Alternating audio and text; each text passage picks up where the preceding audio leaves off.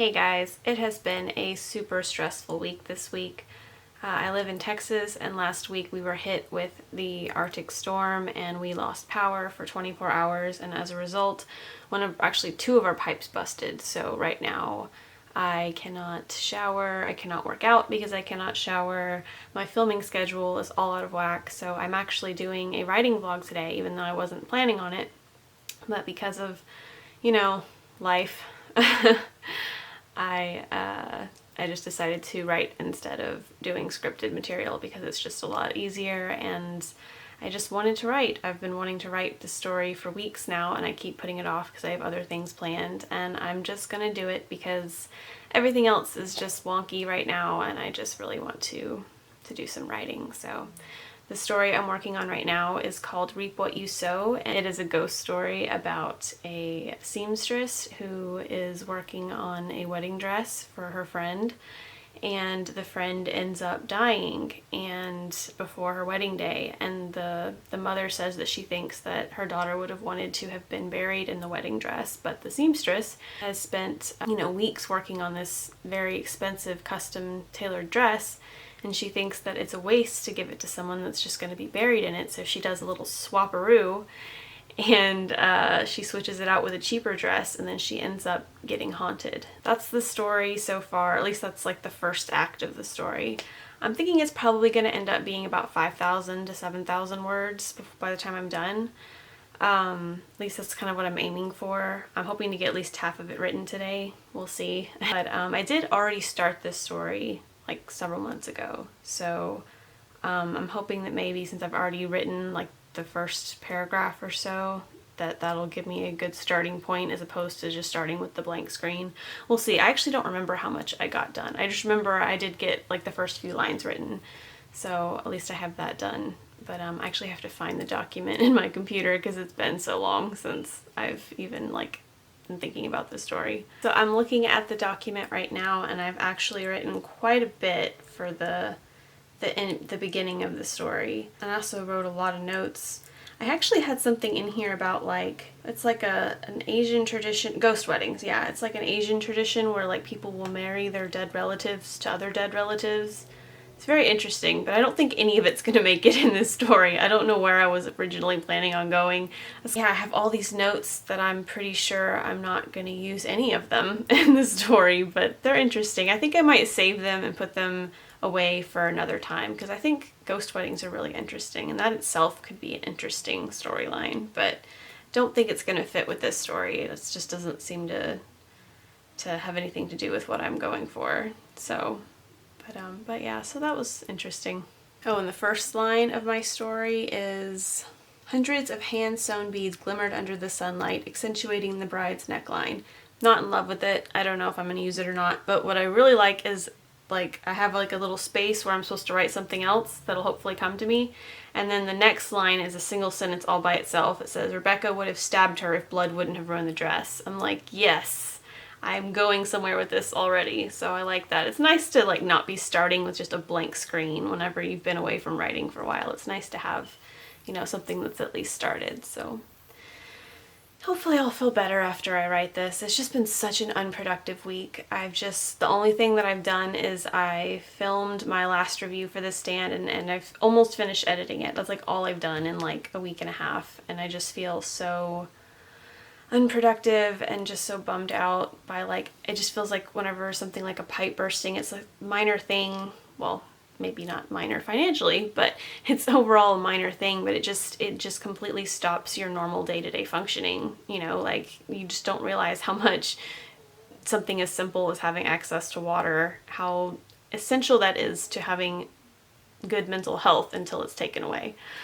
So yeah, hopefully this will be a good distraction, and by getting some work done on a story, I will feel more productive and just feel better, hopefully. Yeah, we'll see.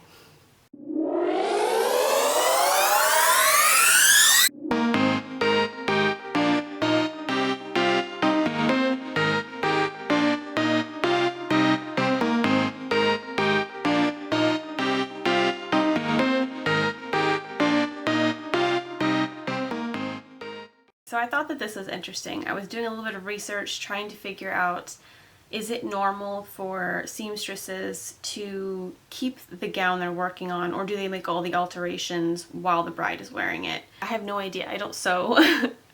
I don't really sew anything except when I'm like repairing my own clothes. I've had one dress altered in my entire life, which was my prom dress, and I don't remember if we left it there. I think we did, but I don't remember if we did or if that's normal. I don't know. So while I was trying to do research for that, which I'm still trying to find out right now, I ended up finding out that most people end up getting 2 or 3 alterations on a wedding dress, which I did not know, which is very useful information because this bride is going to be a little bit of a bridezilla, and she's going to want like an excessive amount of alterations because she's obsessed with this dress. It's a big part of the story.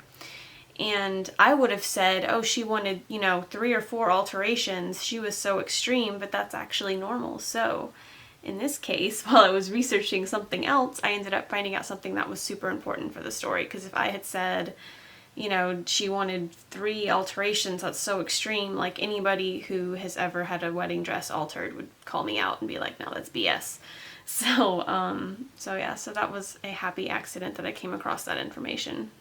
Oh man, I just got a whiff of myself. I'm on like day 2 of no shower, only day 2, and maybe it's day 3. I don't know, guys. Losing your water time just doesn't have any meaning anymore. I'm not saying I used to measure my days by my showers, but it did kind of help with like breaking up the days. And I don't even know what time is anymore. Ever since the power went out and we lost water, just the time has no meaning anymore. But yeah, I think it's been 2 or 3 days, and oh man, it's not nice. A baby wipe shower. I need to take a baby wipe shower. Ugh, this is not fun, you guys. Okay, back to the story. The story will distract me from all the crap going on right now. Back to the story.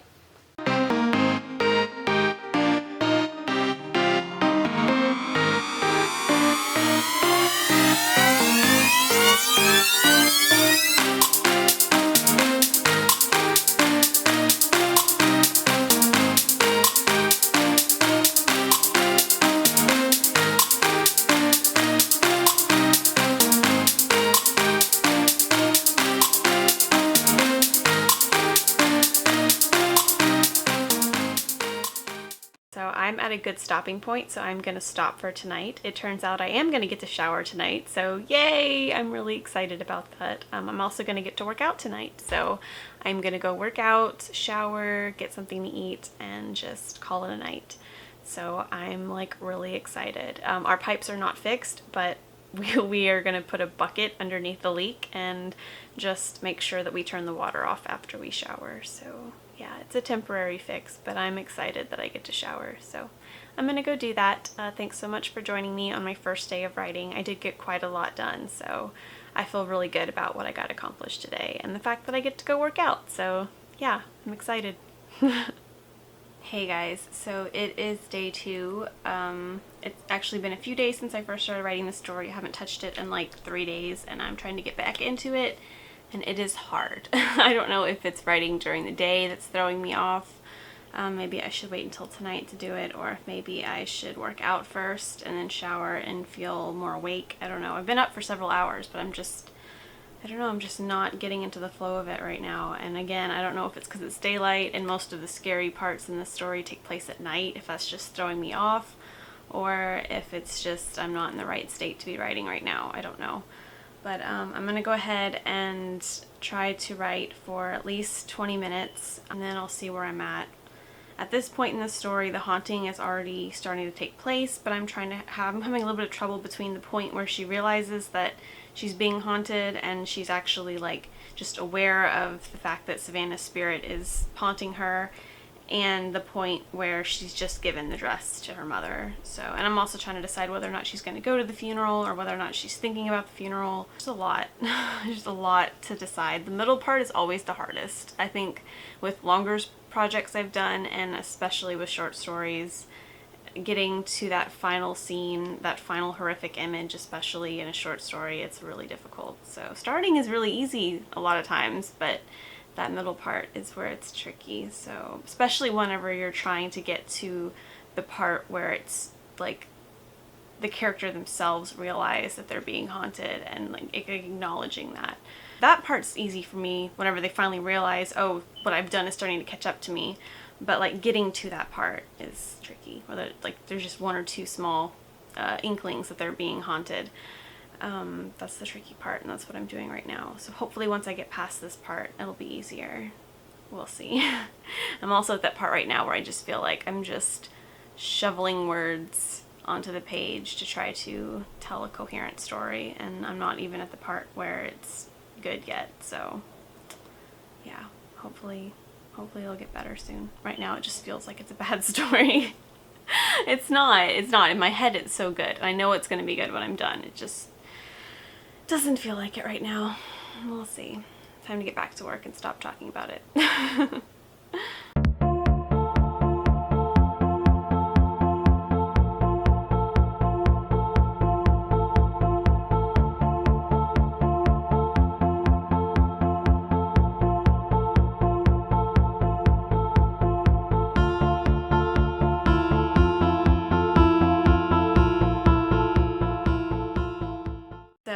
Going to call it quits for today. I went back to the beginning, I revised it a little bit, and I pretty much finished the whole first scene. I wrote a little bit more of the middle today, and I wrote the ending. So I got quite a lot done today. It doesn't feel like it for some reason, but I looked down and I have 3,600 words, and like I said, I have a feeling this is probably going to be like 6,000 words max by the time it's done. So I'm actually like past the halfway point. So or maybe the story's going to be longer than I thought and I'm not to the halfway point, but I'm pretty sure it's going to end up being 6,000, at least by the time I revise it, because short stories start getting a lot less marketable when they get past 6,000, and I don't feel like there has to be as much as I was initially thinking that there needed to be, but I do really want to have enough room to explore all the creepy ideas I have. Like, you know, there's going to be mannequins that move around, kind of like in Silent Hill, because, you know, she's a seamstress and she's being haunted. So, you know, you have to have mannequins walking around being creepy. I don't make the rules, okay? But I just feel like if you're going to write a story about a seamstress, you got to write creepy mannequins in it. So I'm going to call it quits for today. I'm going to go work out, eat, and maybe watch a horror movie so that I will be inspired to finish the story tomorrow. So it is day 3 of writing Reap What You Sow. I've taken a few days off since my last writing day. So I've just worked out and showered and ate, and I am ready to get to it. I just want to finish this story. I actually wrote a lot more than I thought I did. I've written 4,700 words, and considering I wanted to cap this story off at about 6,000 words, 7,000 max, I think I'm probably going to finish it tonight.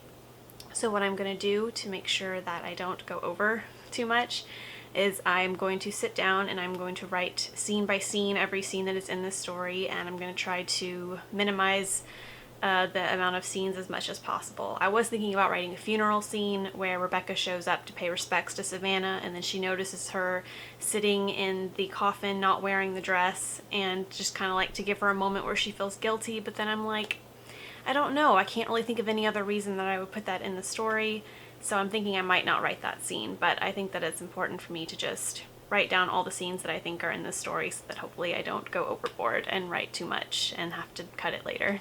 Okay, so I went ahead and I made my outline. You can see I kind of put a little sticky over the spoilers so that you don't have the whole thing ruined. So scene 1 is the fitting scene, introduce the main characters. Scene 2, Rebecca swaps the dresses, that's the inciting incident. Scene 3, we have the first haunting moment. I haven't written that yet. It just occurred to me that I really need like a specific scene, although that might end up being like just a part of a scene. Basically, I just need to have like that first haunting moment happen almost right away. And then scene 4, I think I am going to include the funeral. I went ahead and put it in the outline. I can always cut it out, but I'm thinking that might be a good moment for her to really dwell in her guilt, and also maybe add a little bit of uncertainty as to whether or not she's really being haunted or is she just having a guilty conscience, which is, it's going to very quickly, you'll find out that she really is being haunted. But I think it's good to have just a little bit of ambiguity starting off, and also just so that you don't completely hate this character right off the bat. She should feel guilty, so having her wallow in her guilt a little bit I think will go a long way towards making her sympathetic. 5 will be the last haunting moment before she plans to give back the dress. So, which I'm just gonna let you use your imagination for how she intends to do that. But So, and then there's 4 more scenes afterwards, which I'm not going to get into because that would just give away everything. But, so yeah, I think it's going to be longer than I thought it would. Probably 7,000. There are some anthologies I've seen that will take longer stories, so I think I'm just going to write it the way it is here. I feel really good about this outline. I might not finish it tonight, but I'm going to try to at least get the rough draft done tonight, so that that it'll be done. So I'm just going to go ahead and get started.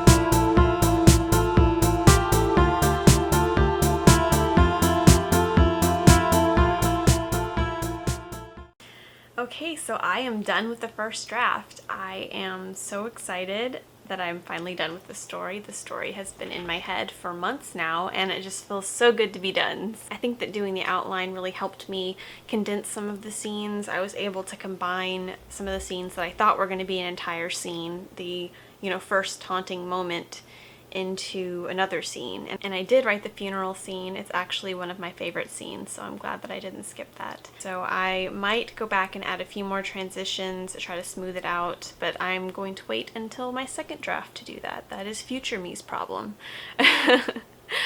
I'm definitely going to submit this story to my critique group before I actually start sending it out to other places. I don't do that with every story, but with this one I would definitely like to get some feedback before I start submitting it to publishers. So thank you so much for coming along with me as I worked on this story. Thank you for those of you that have been waiting for some of my other videos, like the What is Bizarro video. Thank you for being patient with me. I just really wanted to write this story, and I wanted to do a writing vlog. So thank you. I really hope that you enjoyed this video, and again, just thank you so much for coming along with me on this journey as I wrote this story.